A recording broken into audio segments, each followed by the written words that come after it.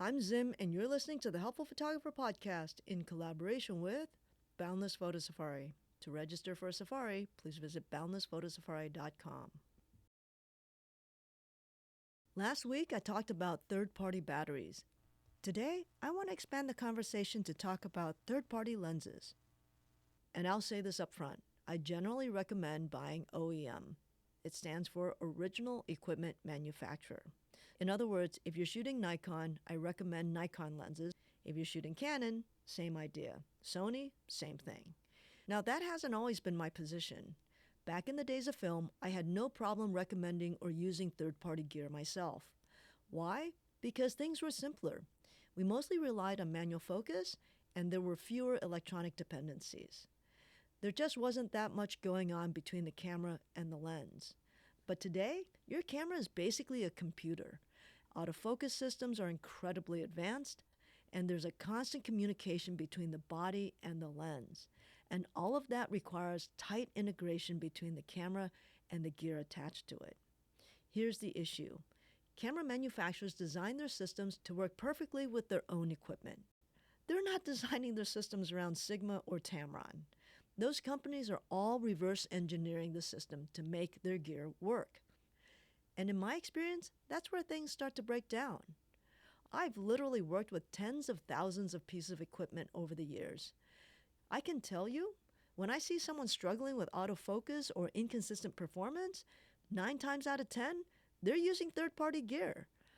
What I tend to see is this: autofocus that's slower or hesitant, focus that doesn't lock reliably. And these are indicators that there's a communication issue between the camera and the lens. This was especially noticeable in DSLR. I suspect the same issues carry over into mirrorless as well. As yet, I've not seen enough third-party lenses on mirrorless systems to draw a definitive conclusion. But I'm getting the feeling that it's probably going to be the same problem.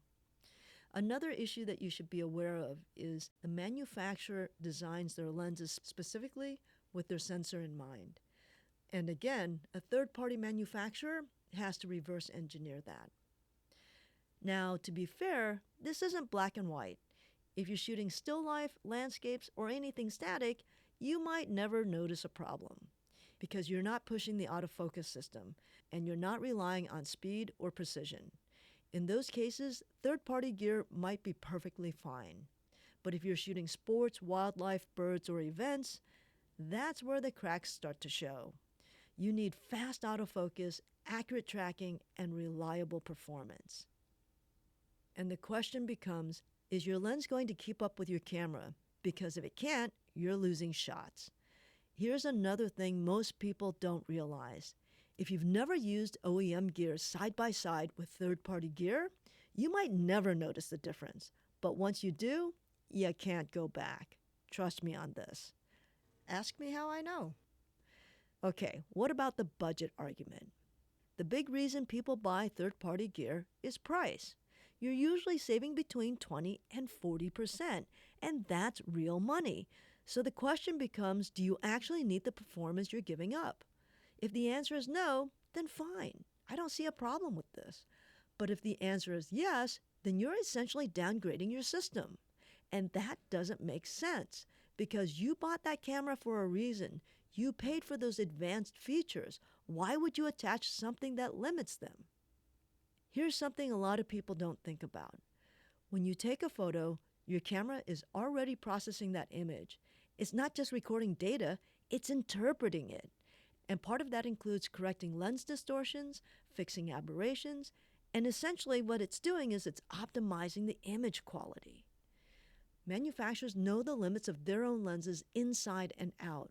They build profiles specifically for them. But when you attach a third-party lens, the optimization is simply not there. The camera is going to apply whatever it thinks is best based on its own equipment. Final thoughts? At the end of the day, there's really only one major advantage to third-party gear: price. That's it. Everything else, performance, reliability, integration, tends to favor OEM. So my recommendation is simple. If budget is tight and your needs are basic, third-party might be okay. But if you care about performance, consistency, and getting the most out of your camera, by OEM. Otherwise, you're limiting the system you paid for. I hope that was helpful. Until next time, keep on shooting.